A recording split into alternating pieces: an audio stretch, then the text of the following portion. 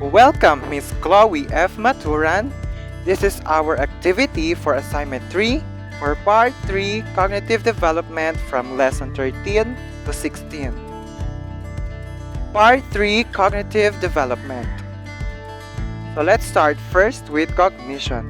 It refers to the mental processes and activities related to acquiring, processing, storing, and using information.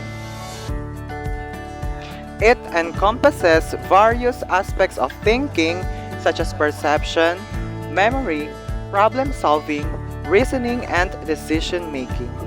Cognition is central to how humans and many other animals understand and interact with their environment. Number 2. Metacognition. Metacognition refers to the ability to think about monitor one's own thinking processes. It involves being aware of your thoughts, understanding how you learn, and making conscious decisions about your learning strategies.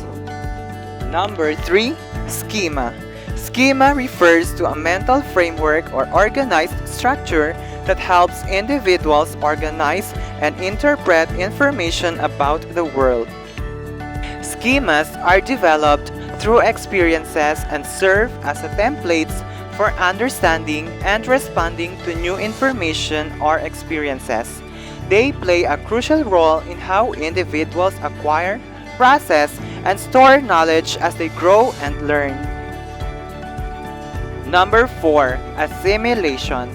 Assimilation in the context of cognitive development is a concept introduced by Jean Piaget, a prominent psychologist. It refers to the mental process by which an individual takes in new information or experiences and incorporates them into their existing cognitive structures or schemas. Essentially, it involves fitting new knowledge or experiences into pre-existing frameworks or ways of understanding the world. This helps individuals make sense of their environment and adapt to new situations without radically altering their existing mental structures. Number 5. Accommodation. In cognitive development, accommodation is a term coined by Swiss psychologist Jean Piaget. It refers to the process by which individuals modify or adjust their existing cognitive schemas or mental frameworks to incorporate new information or experiences that don't fit into their current understanding of the world. Accommodation involves adapting one's mental structures to better align with and understand novel or contradictory information, thus promoting intellectual growth and development. Number 6. Equilibration refers to the process by which individuals balance their existing cognitive structures or schemas with new information and experiences. It involves the constant adaptation and reorganization of one's mental framework to accommodate new knowledge and resolve cognitive conflicts. Number 7. Object permanence. Object permanence is a concept in cognitive development that refers to a child's ability to understand that objects continue to exist even when they cannot be seen, heard, or touched.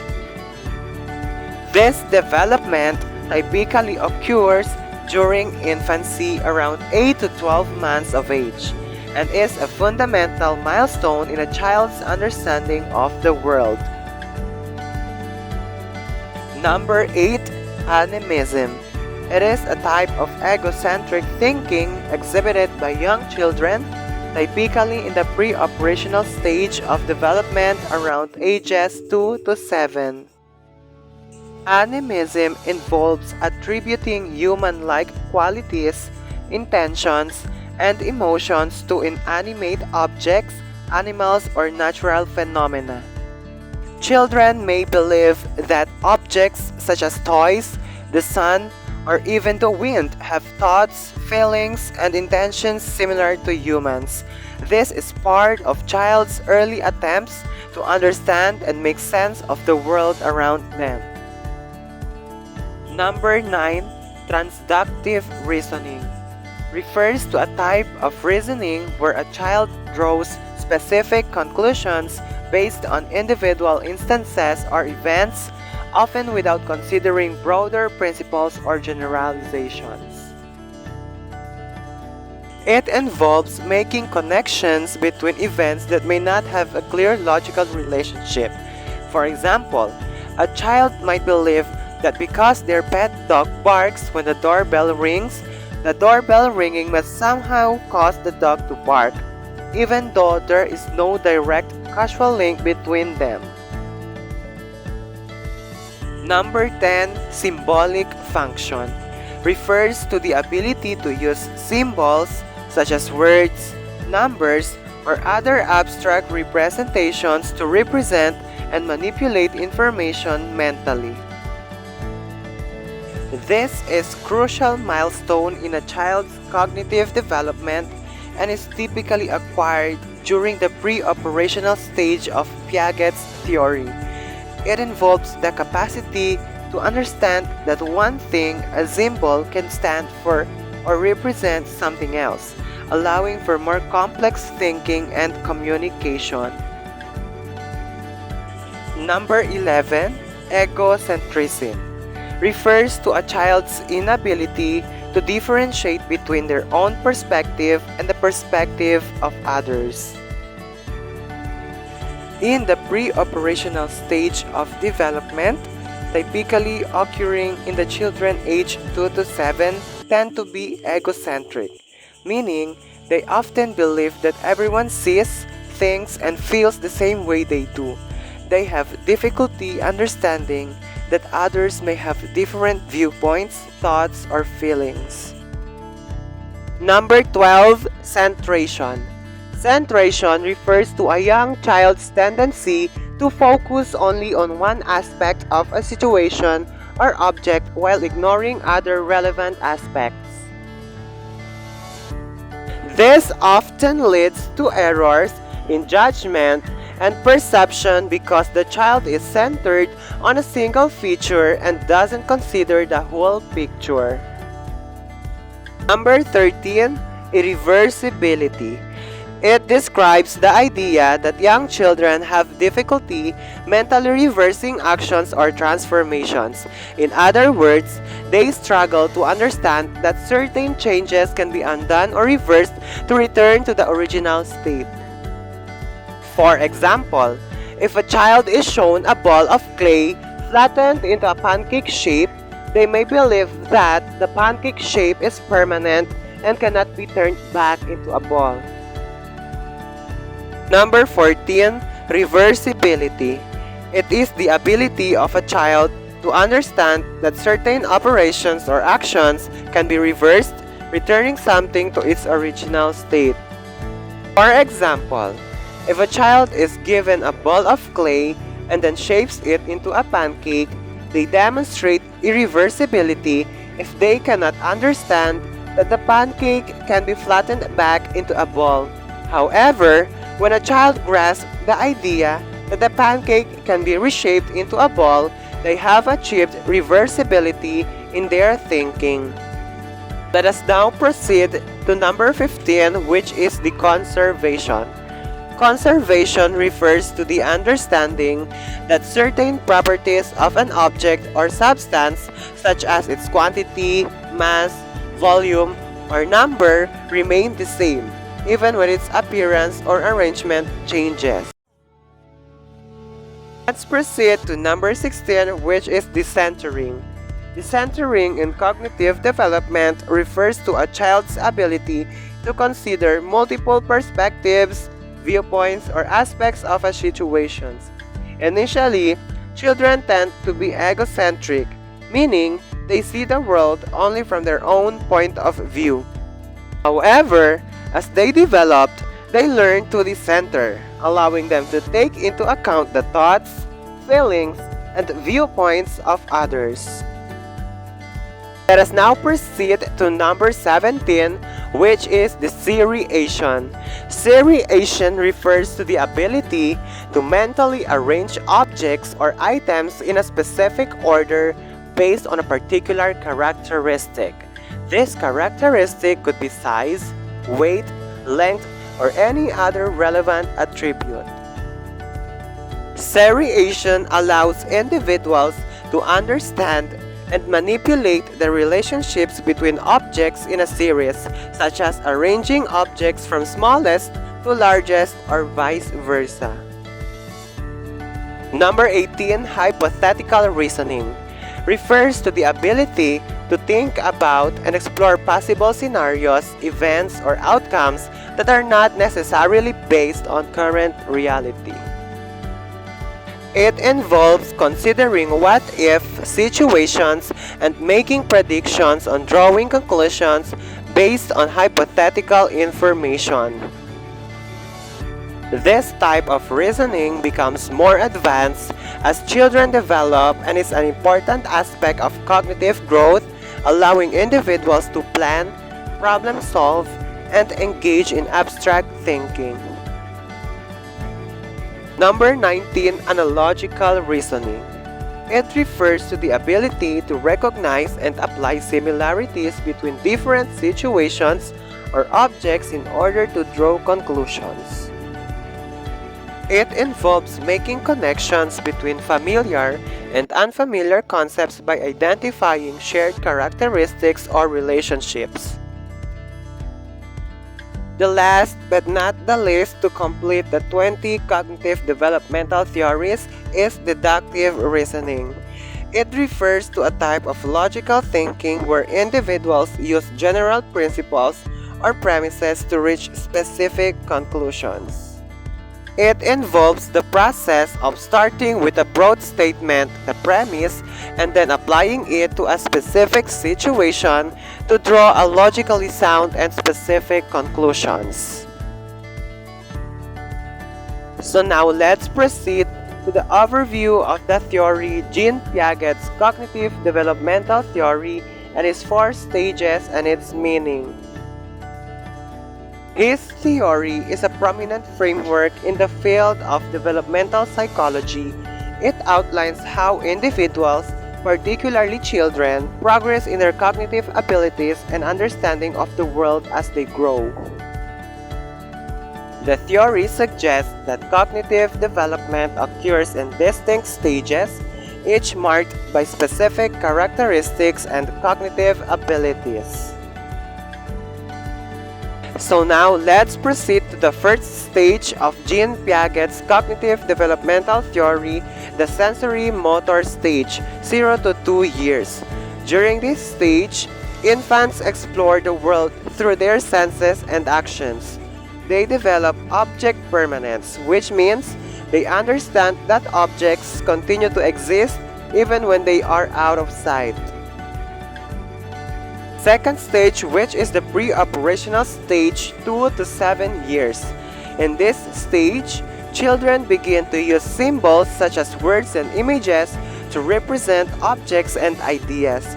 However, their thinking is egocentric, meaning they struggle to understand things from other people's perspectives. Third stage is the concrete operational stage, from 7 to 11 years. At this age, children become more logical in their thinking and can perform mental operations on concrete objects and events. Last stage, which is the formal operational stage, from 11 years and beyond. In this final stage, individuals develop abstract thinking and can reason about hypothetical situations and ideas. They can think critically, solve complex problems, and engage in abstract thought. This stage marks the transition to adult cognitive abilities. The overview of Lev Vygotsky's social cultural cognitive theory. It highlights the interconnectedness of social, cultural, and cognitive factors in human development. It has had a profound impact on educational practices emphasizing the importance of collaborative learning. Socialization is a complex and ongoing process that significantly contributes to a person's cognitive development by shaping their cognitive skills, knowledge, and social understanding in the context of their culture and society. Interaction in cognitive development refers to the dynamic exchange between an individual and their environment, including people, objects, and social contexts. This interaction plays a crucial role in shaping a person's cognitive abilities and intellectual growth. Scaffolding refers to the support and guidance provided by more knowledgeable individuals, often adults or peers, to help a learner acquire new skills or knowledge. The idea is that this support assists the learner in reaching higher levels of understanding and competence. MKO, or more knowledgeable other, refers to a person or peer who has a higher level of knowledge or skill in a particular area than the learner. This individual can provide guidance, support, and instruction to help the learner advance their cognitive abilities and understanding. Fade away technique. It refers to a research method used to investigate the persistence of fading of certain cognitive abilities or behaviors in children as they grow older. Intelligence and individual differences. Alfred and Simon Binet's general concept of intelligence. He measured intelligence as general mental ability of individuals in intelligent behaviors. He described intelligence testing as classifying, not measuring. Concept of mental age vs. chronological age. Chronological age is the number of years that have passed since birth, whereas mental age is related to intelligence and the learning quotient. Charles Spearman's general intelligence theory. Spearman's theory of general intelligence is known as the two-factor theory and states that general intelligence, or G, is correlated with specific abilities, or S, to some degree. All tasks on intelligence tests, whether related to verbal or mathematical abilities, were influenced by this underlying G factor. Spearman's two-factor theory of intelligence. Specific factor refers to the unique abilities or skills required for a particular task or domain. General factor refers to the underlying factor that contributes to performance on all mental tasks. Lewis Leon Thurstone's theory of intelligence factor analysis. Thurstone's theory of intelligence proposed that there are multiple primary mental abilities that contribute to overall intelligence. He used factor analysis to identify 7 primary mental abilities, which he believed were relatively independent of each other. 7 primary mental abilities. Thurstone. Verbal comprehension, ability to understand the meaning of words, concepts, and ideas. Numerical ability, ability to use numbers to quickly compute answers to problems. Spatial visualization, ability to visualize and manipulate patterns and forms in space. Perceptual speed, ability to grasp perceptual details quickly and accurately and to determine similarities and differences between stimuli. Inductive reasoning, ability to derive general rules and principles from the presented information. Memory, ability to recall information such as lists of words, mathematical formulas, and definitions. Word fluency, ability to use words quickly and fluency in performing such tasks as rhyming, solving anagrams, and doing crossword puzzles. Howard Gardner's multiple intelligence theory. Howard Gardner proposed that there are 9 different types of intelligence, each of which is relatively independent of the others. He believed that traditional measures of intelligence, such as IQ tests, do not adequately capture the full range of human abilities. 9 Multiple Intelligences by Howard Gardner. Verbal linguistic intelligence. People who are strong in linguistic verbal intelligence remember written and spoken information well. They enjoy reading, debates, and giving persuasive speeches. Logical mathematical intelligence is that when a person has excellent problem-solving skills, enjoys thinking about abstract ideas, like conducting scientific experiments, and can even solve complex computations. Musical intelligence. Those who have strong musical intelligence are good at thinking in terms of patterns, rhythms, and sounds. Visual spatial intelligence. People with visual spatial intelligence enjoy reading and writing for fun. They are good at solving puzzles. Bodily kinesthetic intelligence. Dancing and sports come naturally to people with bodily kinesthetics intelligence. Interpersonal intelligence. People who have strong interpersonal intelligence are good at understanding individuals and interacting with them. These people are skilled at assessing the emotions, motivations, desires, and intentions of those around them. Intrapersonal intelligence.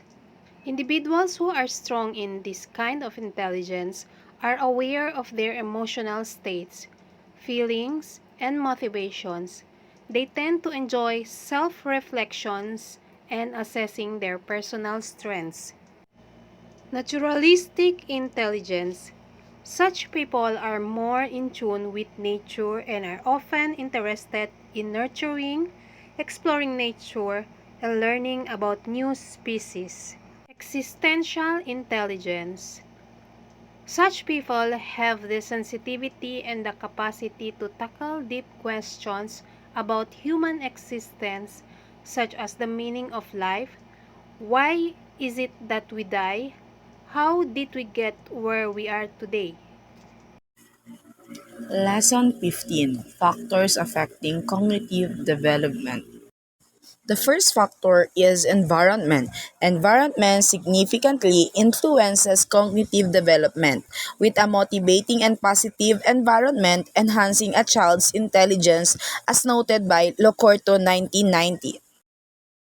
On the other hand, home environment. The home environment significantly impacts a child's cognitive development, with early learning experiences accelerating intellectual functioning and resulting in factor cognitive growth. And the third one is socioeconomic status. Socioeconomic status refers to an individual's social status and economic health, with a good background resulting in better educational attainment. The fourth is heredity. Heredity is the transfer of physical, emotional, and cognitive traits from parent to children, determining when a child's cognitive senses are mature enough to develop cognitive skills. The last factor is nutrition. Nutrition plays an important role in affecting cognitive development. A nutritious and balanced diet is required to ensure the proper development of a child's cognitive skills. Lesson 16. Language Development. We're going to watch the video of Milestone, that language and communication. Hi, my name is Dr. Kate Crowley from Teachers College, Columbia University here in New York City. This is one in a series of 4 webinars, Developmental Milestones, Birth to 3, the Wide Range of Normal. These webinars are based on the CDC developmental milestones that are available online in both English and Spanish.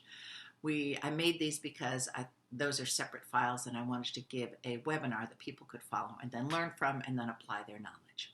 This one is on language and communication. Did this with my co-authors, Gabby Stern and Tiffany Nera, and grad assistants Gabriela Amaya and Stefania Marchiatelli. So we talk about the wide range of normal. That picture is there because there's a wide range of what typical is. According to the New York State Department of Health Clinical Practice Guidelines for Communication, if you look, there's a 3-month range from birth through 12 months, so 0 to 3, 3 to 6, 6 to 9, 9 to 12. And then there's 6-month ranges from 12 to 18, 18 to 24, and finally a 12-month range from 24 to 36 months. Why? Because there is a range of development and there's no particular month. You'll see that in the CDC guidelines, a particular month that something happens. It happens on a particular month for a particular child, but in fact, what is typical is broad. For example, some kids walk at 8 months, 9 months, 10 months, 12 months, 15 months. At 18 months, that's considered delayed. So there's a very wide range. It's an extremely wide range. So let's look at language and communication. So when the baby's about 2 years old, they start to make coos and gurgling sounds. I know. But what else happened? Then they turn the head toward the sound. They begin to babble. Now at 4 months, they're not really doing that canonical babbling, repetitive consonant vowel babbling. They're more doing they babble then with expression. At 4 months, they cry in different ways to show hunger, pain, being tired. Around 6 months, they start to respond to sounds by making sounds. They're listening very carefully. At 6 months, now this is when they start to string vowels together. The typical goo goo gaga. You often will hear babies doing that in their crib or when they're in their stroller and they think no one's listening. At 6 months, they'll start to respond to their own name. Caitlin. Lane. They make sounds to show joy and displeasure. They begin to say some of these consonant sounds, like that goo goo gaga, early forming sounds.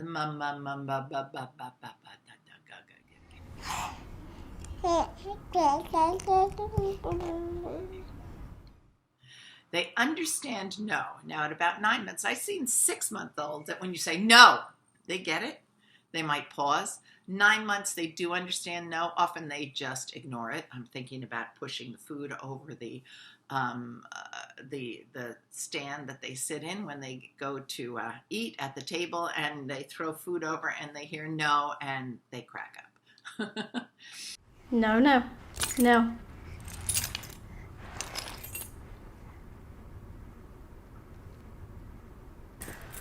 By 9 months now, there's a lot of canonical babbling, very, very rich. CB, CB, CB combinations.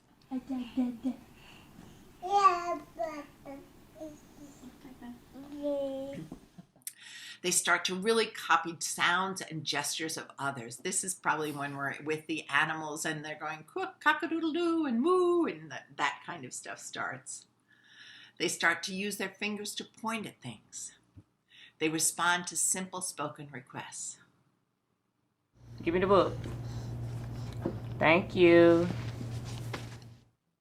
They use simple gestures like waving bye-bye, shaking their head no, whatever is the gesture. And that's about 1-year-old. It's simple gestures that have meaning.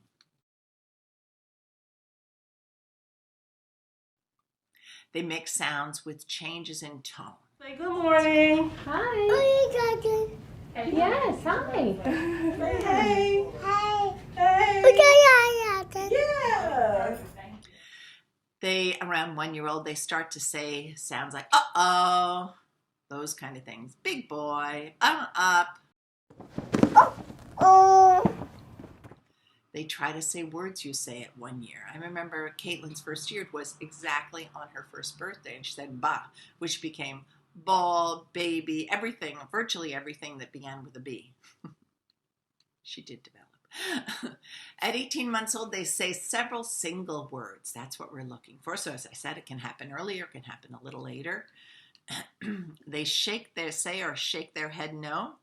So remember, we saw that about 9 months they understand no. Now they're using no themselves, shaking their head no. And some babies start that a little earlier. No. No? No? Can you give him the truck? No? No, Day. Can you give him the truck? At 18 months, they point to show someone what the baby wants, what the toddler now wants. They point to things or pictures when they are named. This is very cultural. Show me the rabbit. Show me the ear. Show me the nose. Very cultural, mainstream American middle class school-oriented. Show me the rabbit again. Where's the rabbit? Good job, Bruce. Good job. They know names of familiar body parts. Okay, we know this is on your, Gorman, Guard, and Gillum, or whatever it is. It's on every test, birth through 3. Names familiar body parts. Then it's also on every test 3 through 5. You've got to remember they've got to come from a place and a family where that's a focus. What is this? No. Very good. What is this? Ears. Very good. Sentences with 2 to 4 words. That's what we're looking at 2 years old. I shot a hoop. You got it in the hoop? They follow simple instructions. Go get it. If you're lucky. They repeat words overheard in conversation. Booyah. Buddha. They point to things in a book. Now, of course, again, assuming the child is exposed to books and has somebody who's showing them how to point out things in a book. They follow instructions with 2 or 3 steps now at 3 years old. They're going to be related, maybe with or without some prompting. Pour your goldfish on the plate and then drink some juice.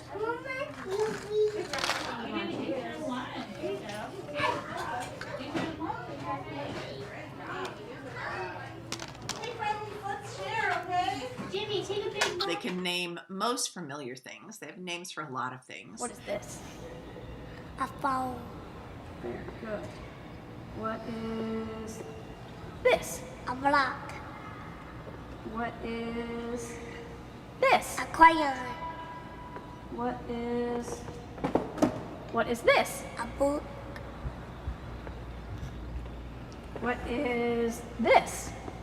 A shoe. And they understand words like in, on, and under. Ready? Put it on your head. Good job. Put it in the bucket. Can you put it in the bucket?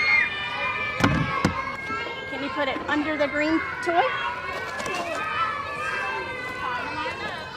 Very And good. they might start to say their first name, their age, and their sex. Of course, this is another very, very culturally based item. When I do a lot of work in Ghana, and if you ask a little 3-year-old in Ghana, how old are you? They're not going to know. But if you say, what day of the week were you born on? They will know. For example, I'm Akuya, according to Asante naming. I'm Akuya because I was a female born on a Wednesday. What's your name? Again, it's very cultural. I go over to Ghana, I say it, the kids get really quiet because nobody else asks them that. Are you a girl or a boy? Again, you don't really have that happening much here. But so you want to be super careful with some of these. As they get older, they get more and more cultural. Name's a friend. Who are your buddies? What's the name of a friend you have? Levi. Levi is your friend? Yeah. Yeah? Who else is your friend? Trevor. Start to say these nouns like me, we, you, and maybe some plurals, depending on the dialectal exposure the child has I had. got my ball. I got my ball. And what are those? Wheel. Talks well enough for strangers to understand most of the time. That's what you're looking for at around 3. Of course, that's very subjective what that means. But certainly you expect, most of the time they're going to be understood, but you certainly will expect articulation errors and some issues with morphology still and things like that, of course. Carry on a conversation using 2 or 3 sentences. That's what you're going to be looking for at 3 years old. That's a ladybug house, right? Yeah. He won't fly away! We got him! Don't open it. It's locked. And that's the end of our developmental milestones communication and language. You can do the online test now and get your certificate. Thank you.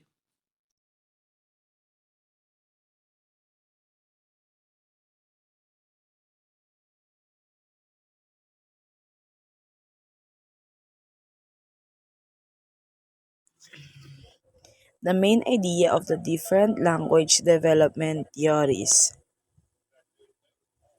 The first is Daniel Everett's theory. Everett argues that language is a product of human brain cognitive capacities adapted to meet the needs of social animals. The next is Chomsky. Chomsky argues that Natives theory suggests that all language have universal grammar and children learn structures and rules to create their own word sequences. The third is B.F. Skinner's behaviorist theory. That learning theory suggested that stimulus exposure triggers response followed by reinforcement leading to human behavior conditioning. On the other hand, Vygotsky social interactionist theory suggests cognitive development is innately collaborative, influenced by social interaction and negotiation. The last part is Piaget contractivity's theory that suggests that the individual acquire knowledge and form meaning through their experiences, encompasses learning theories, teaching methods, and education reform.